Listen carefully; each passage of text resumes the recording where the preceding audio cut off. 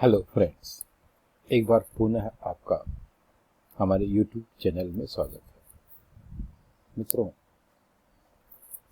आज हम प्राचार्य सिलेबस के पार्ट बी यूनिट 2 की विषय सामग्री के साथ आपके सामने उपस्थित हैं। इसका पहला लेक्चर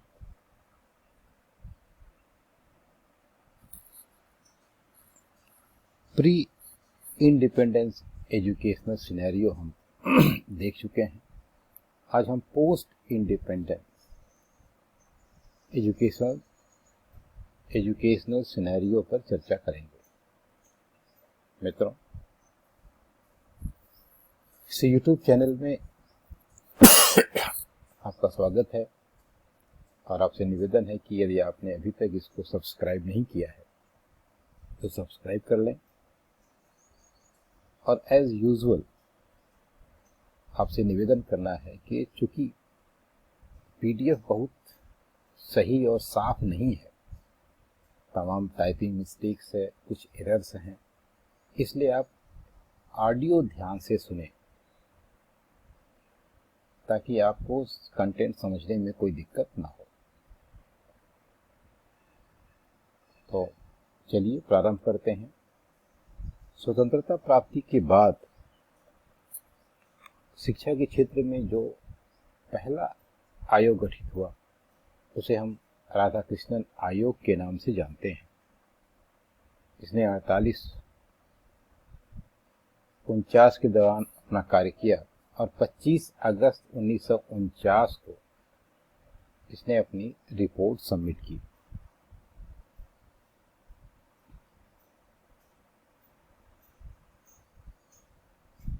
तो राधाकृष्णन आयोग ने जो सिफारिशें दी उसको हम 5 भागों में बांट सकते हैं। प्रथम, ये आप जो देख रहे हैं शेडेड एरिया है, ये वास्तव में टाइप मिस्टेक है और कहीं का मैटर कहीं टाइप हो गया है, इसलिए इसको आपको ध्यान देने की जरूरत नहीं है। प्रथम, टीचिंग फैकल्टी। इसमें 4 श्रेणियां बनाई गई थी: प्रोफेसर, रीडर, ट्रेनर,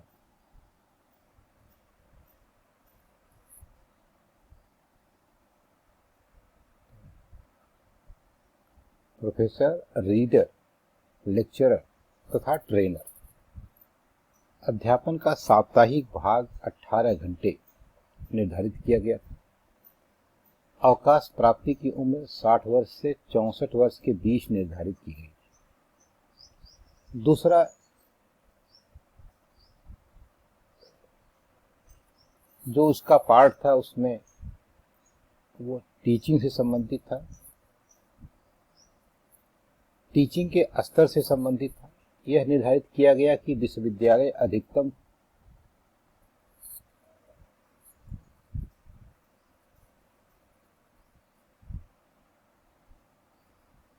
विश्वविद्यालय अधिकतम 3000 छात्रों को तथा महाविद्यालय 1500 छात्रों को प्रवेश दे सकता है। 180 दिन की कक्षाओं का चलना अनिवार्य निर्धारित किया गया। 70% को प्रथम श्रेणी, 55 को द्वितीय श्रेणी, 40% को तृतीय श्रेणी निर्धारित की गई, जो वर्तमान में 60, 45 और 33 हो गई। तीसरा, प्रशासन से संबंधित था, प्रशासन एवं वित्त से संबंधित था। यह कहा गया कि शिक्षा को समवर्ती सूची में रखा जाना चाहिए, नियम केंद्र को बनाना चाहिए और उसका क्रियान्वयन राज्यों के द्वारा किया जाना चाहिए।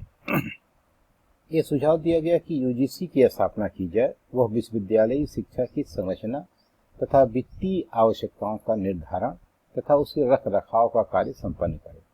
समिति उच्च शिक्षा के 3 स्तर निर्धारित किए: ग्रेजुएशन 3 वर्ष का, पोस्ट ग्रेजुएशन 2 वर्ष का तथा रिसर्च न्यूनतम 2 वर्ष।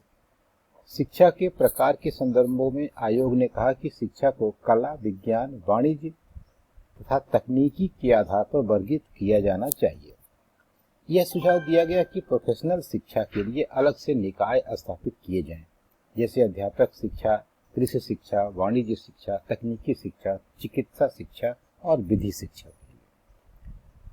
एक बात यहाँ हालांकि प्रत्यक्ष रूप से तो इस कंटेंट से संबंधित नहीं है, लेकिन फिर भी आपकी जानकारी के लिए जरूरी है कि भारत रत्न की शुरुआत 1954 में हुई और पहला भारत रत्न पहले उपराष्ट्रपति और दूसरे राष्ट्रपति आदरणीय राधाकृष्णन जी को प्रदान किया गया।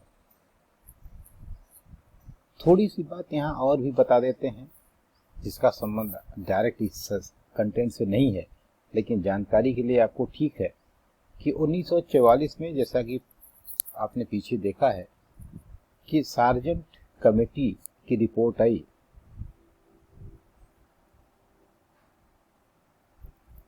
और जिसके आधार पर CABE को गठित किया गया तथा 1937 में गांधी ने हरिजन पत्रिका में जिस शिक्षा नीति का प्रस्ताव रखा उसे वर्धा योजना, नई तालीम, बुनियादी या बेसिक शिक्षा आदि नामों से जाना जाता है।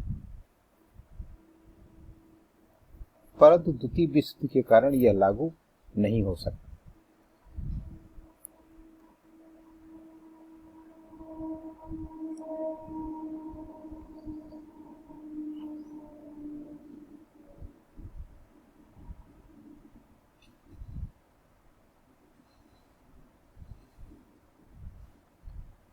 मित्रों, अब हम लोग पोस्ट इंडिपेंडेंस एजुकेशन सिस्टम के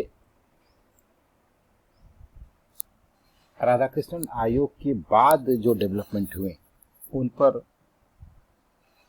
चलते हैं और देखते हैं कि 1952-53 में मुदालियर आयोग की स्थापना हुई जो माध्यमिक शिक्षा से संबंधित था। 64 से 66 के बीच कोठारी कमीशन का गठन हुआ जिसने जुलाई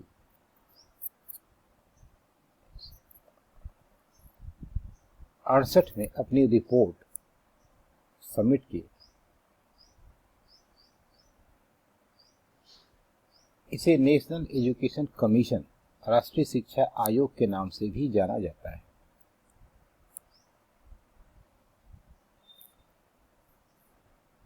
इसने सभी स्तरों पर शिक्षा में सुधार की आवश्यकता पर बल दिया तथा यह निश्चित किया कि कुल व्यय का 10% पुस्तकालय पर व्यय किया जाएगा। कोठारी आयोग की संस्तुतियों के आधार पर प्रथम राष्ट्रीय शिक्षा नीति 1968 में घोषित हुई। 1964 में कोठारी आयोग का गठन हुआ, 66 में कोठारी आयोग की रिपोर्ट आई और 68 में राष्ट्रीय शिक्षा नीति घोषित हुई।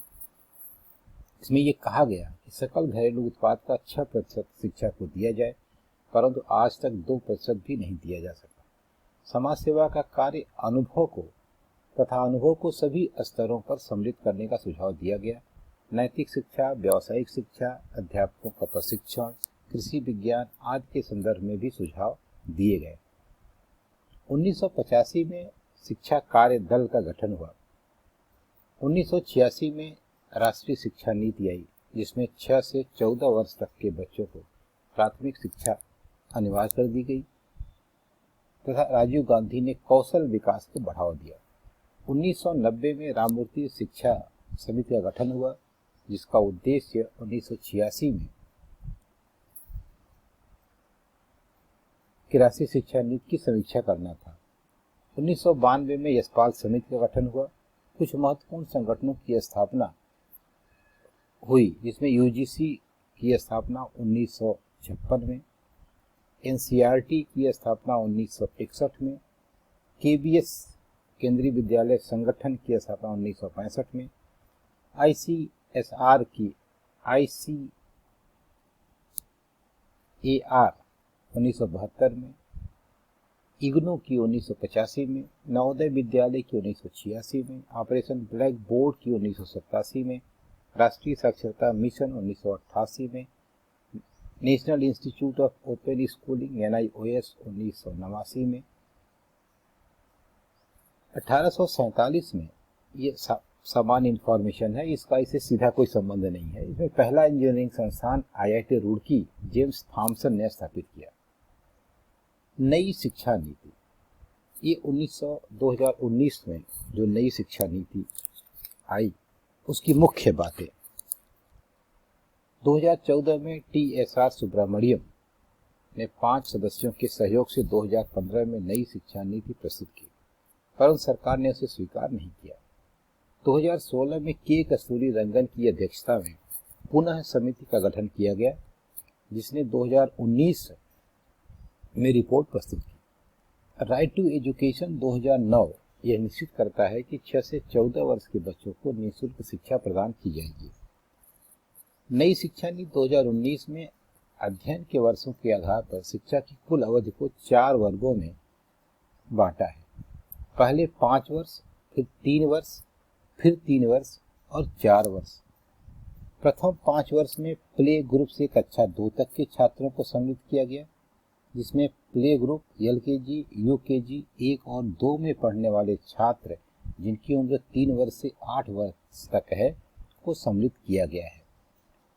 ये बहुत ध्यान से सुनिए, क्योंकि ये PDF का क्लियर भी नहीं है और आपको पढ़ने में दिक्कत होगी। तो पहले मैं इसे फिर से रिपीट कर देता हूँ कि पहले 5 वर्ष में प्ले ग्रुप से कक्षा 2 तक के छात्रों को सम्मिलित किया गया। प्ले ग्रुप LKG, UKG 1 और 2 में पढ़ने वाले छात्र जिनकी उम्र 3 वर्ष से 8 वर्ष तक है को सम्मिलित किया गया है।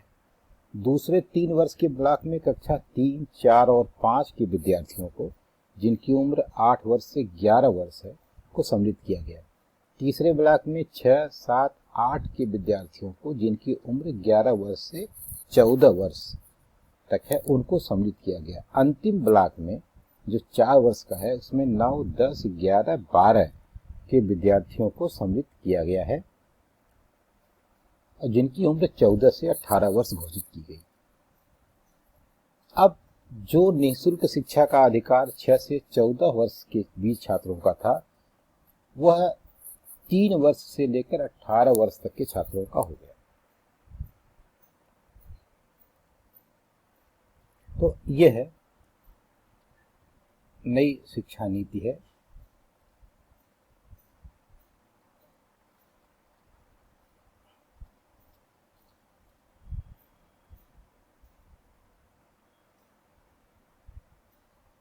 यहाँ यह आपका जो प्री और पोस्ट इंडिपेंडेंस एजुकेशनल सिनेरियो है उसे संबंधित महत्वपूर्ण तथ्य समाप्त होते हैं। Thank you.